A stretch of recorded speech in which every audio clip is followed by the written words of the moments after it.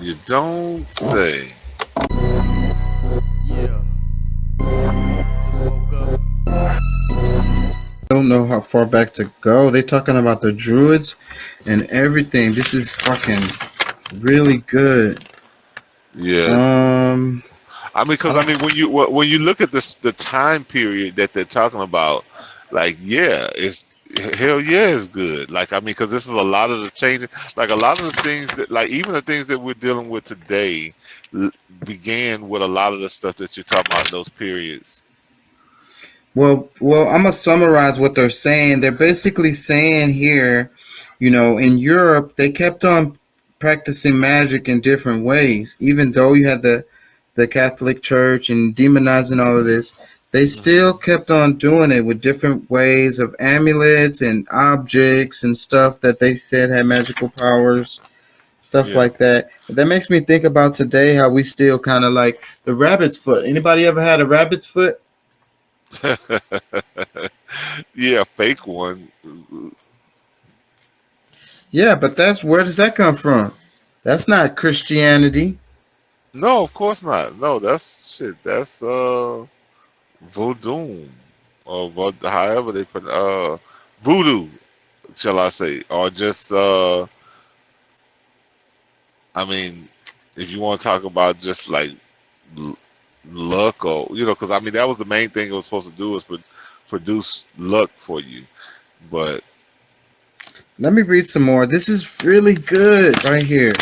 It says it was not just Norse people who clung to the pre-Christian beliefs. Celtic people, a collection of Western European people who lived in tribes, did so as well. They may have existed as a distinct group by 1200 BCE, but because there is no evidence that they ever developed writing, our knowledge of their history is limited, based almost entirely on non-Celtic sources. By the but medieval period, go ahead. no, I thought you was that was their sentence, but the end of that sentence. But look, listen. I mean, these are black people we're talking about during these periods now. On both sides. Like they might have, Rome was a mixture, kind of like what we see in America today. It was a mixture of different people. But I mean, if you think talking about in Europe, especially Western Europe and Southern Europe and things like that. I mean, you got to think about that. These are the Moors that are there. These are people that have come from, you know, that came from America over into Africa and up through, that was going around civilizing the world. So I mean, these are the same people that has learned what nature is, and to help people learn certain. I think some of these religions may have began that way, is to help people understand. And I think maybe even there was different ways of control back then as well. But I mean, either way, we're talking the people we're talking about with the sorcery and talking about the magic, the witches and.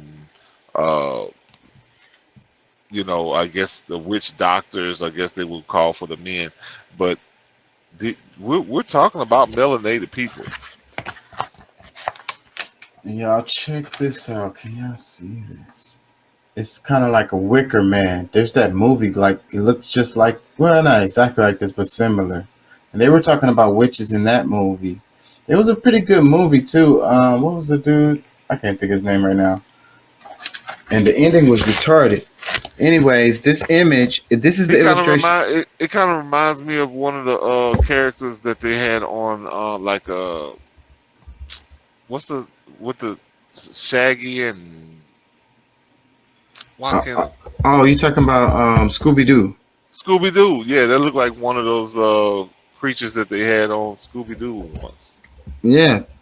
The illustration says a woodcut illustrates a pagan ritual practiced by the Celtic people in which an effigy of a man made of wicker was burned in a bonfire as a sacrifice to the gods. Such ceremonies were led by a member of the Druids, high-ranking members of the professional class in Celtic communities. This Druid was a judicial habit. This Mm. Druid wore a judicial habit. They're talking about the picture on the right, but I don't need to show that. I mean, I guess, but no, it doesn't matter. And I want to read some more. It says, by the medieval period, Celtic peoples were primarily found only in British Isles, though in ancient times there had been Celtic groups living throughout Europe. Among the most famous Celtic people were the Druids, a class of high-ranking Celts who were religious, legal, and social leaders. Like the rest of the Celts, Druids left no records and are known primarily from the writings of non-Celtic people. For instance, Julius Caesar mentioned the Druids of Gaul, modern-day France, in his memoir of the Gallic Wars. According to Caesar, Druids were drawn from Gaul's noble families and were concerned with divine worship, the due performance of sacrifices, public and private, and the interpretation of ritual questions. A great number of young men gather about them for the sake of instruction and hold them in great honor. Caesar noted that they believed in reincarnation and have many discussions as touching the stars and their movements, the size of the universe and of the earth, the order of nature, the strength and the powers of immortal gods. In the first century CE, the Roman army occupied Gaul and suppressed Celts and Druids, which is the reason their territory was reduced to the British Isles during the medieval period. It says belief about Druids are drawn primarily from Irish folklore, which is replete with stories about them wielding powerful magic. The legends surround, and they're talking about a person there. Hold on. They're gonna get hot right up in here. I was reading this shit. Hold on. There was also many powerful female Druid sorcerers, such as Moog Ruth's daughter, Tlachta. All these individuals are described heroically in Celtic mythology, but there are also depictions of female sorcerers who we might call a witch.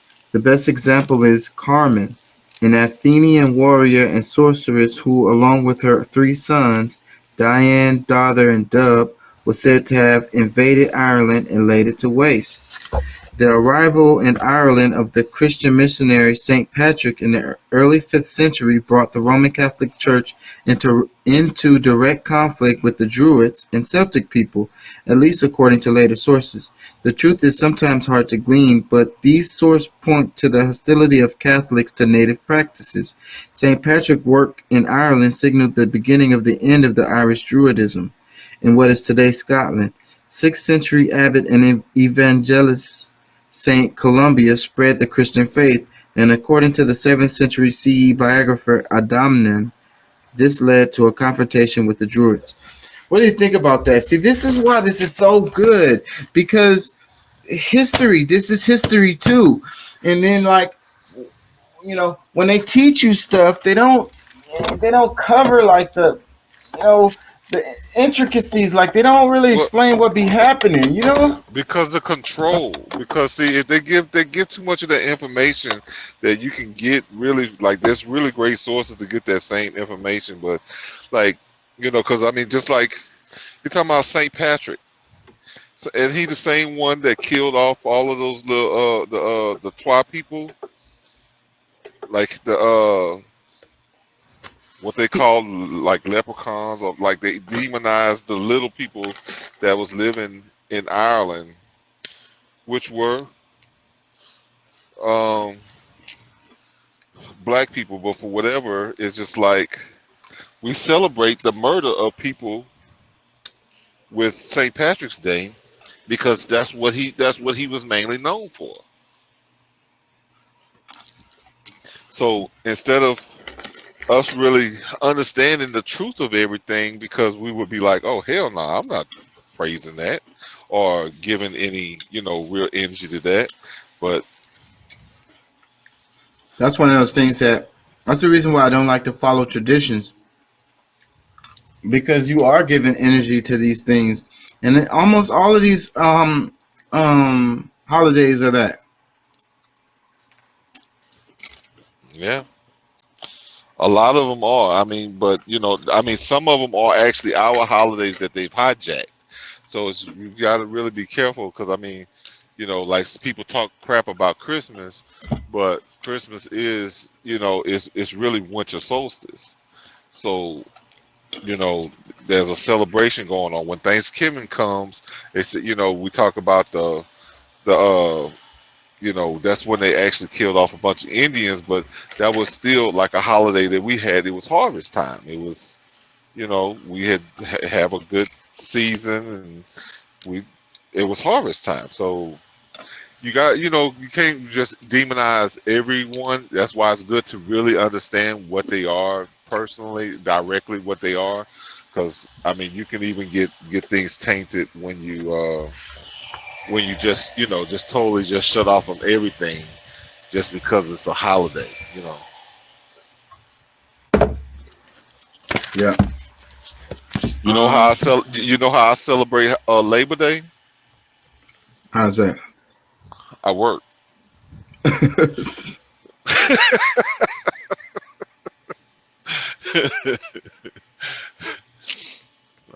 Let me read some more of this. It says, astonishingly, excuse me, hold on, let me drink. I'm eating these damn pistachios.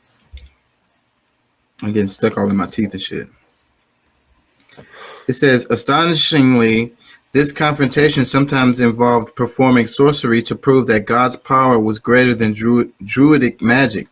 For example, in one notable instance, Colombia reportedly turned milk to blood to intimidate druids, accusing of using dark magic to successfully milk a bull. That sounds crazy, huh? It says, To milk a bull. yeah. Okay, so what are they really saying? Well, it's just saying they were competing. So it was like the Druids were competing with Catholicism. Well, Um, okay, but no, I'm just saying this just the little part about milking a bull. What does that really mean? it just sounds like sex. Jerking off a bull.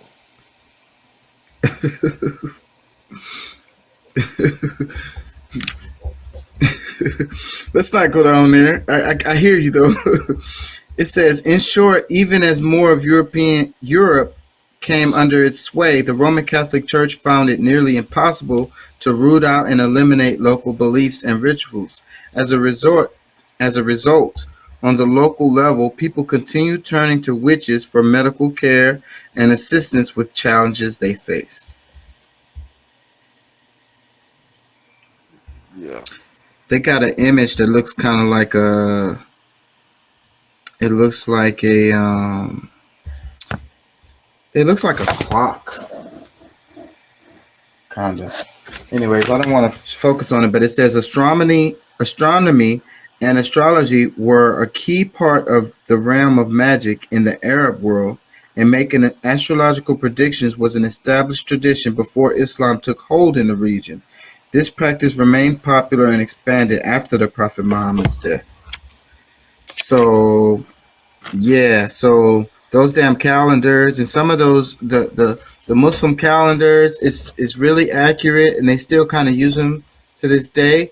But what they're saying right here, and we know it's true, that this stuff was around before that. Always, bro. Like this man. Say, bro. Look, how long has Earth existed? Is how long these things have been there. Like as long as like man has been able to interact with Earth, with within this planet, because I mean, some of the utilization is based on the energies that's available that comes through the alignments of the planets and the seasons, like these different things matter during certain periods because there's some things you might try to do in the spring that you want to do in the winter that you would normally do in the spring, but you find a different potion that's available during that season. So it's just like it's been like since the beginning of time. Like I mean, there is no, just like with black people, you can't mark the beginning of it because it's been going on since way before we were calculating time. at least what we call time. Okay, this is going back to that image I showed you. I wanted to get to this. It says, in the Middle East and North Africa, the church faced a new challenge from Islam. The Islamic religion emerged in the 7th century CE in what is today Saudi Arabia. It was also hostile to many forms of magic, and for the same reasons, Muslim people believed, like Jewish people, that magic was a form of idolatry. Islam's founder, Muhammad ibn Abdullah, claimed to receive revelations from God in 613 CE when he was about 40 years old. These revelations, which continued until Muhammad's death in 632, form the basis of the Quran, or Muslims' holy book. Islam spread rapidly in the decades after Muhammad's death, eventually spreading throughout the Middle East, Central Asia, North Africa, and onto the Iberian Peninsula. The Quran refers to magic as deception and calls magicians mischief makers. In other instances, the Quran recounts incidents in the lives of Moses and Jesus when each was accused of being a magician, only to prove themselves more powerful than the local sorcerers as they were able to call upon God's power. The point is that God is more powerful than any magician or sorcerer, and the Muslim people ought not to practice magic. However, as the Christianity in Europe, the pre-existing folk magic traditions, such as the evil eye, and practices of people that Islamic culture observed persisted. As a result, as with the Roman Catholic Church in Europe, Muslim leaders often reluctantly accepted the remnants of these native traditions, sometimes co-opting them into Islam. Comments. Well, I mean, you can call it that. I mean, I mean, because I mean, there's a lot of misguided thoughts, but I mean, you can't attribute really that to a religion. Like a religion is mostly an idea. It's the people that existed during those times and understood these things. Because I mean, even if you talk about like real Christianity, like the the original form of Christianity, like people that practiced that was doing the same things. Like I mean, you know, it might have been uncommon to some extent, but you got to think like these families, these are cousins. Like some people that's cousins or whatever, like might be a part of different religions, but they're the same blood. So that's have some of the same family members that's teaching you know these different things, which we seem to be at like it's something abnormal, but it's actually more normal than you know us not doing it. Like it's something that we probably should practice more because if we understood those things more than what we do now, like most of us probably wouldn't be obese and uh, dealing with diabetes and heart disease, like all these different Mental diseases. illness. Yes,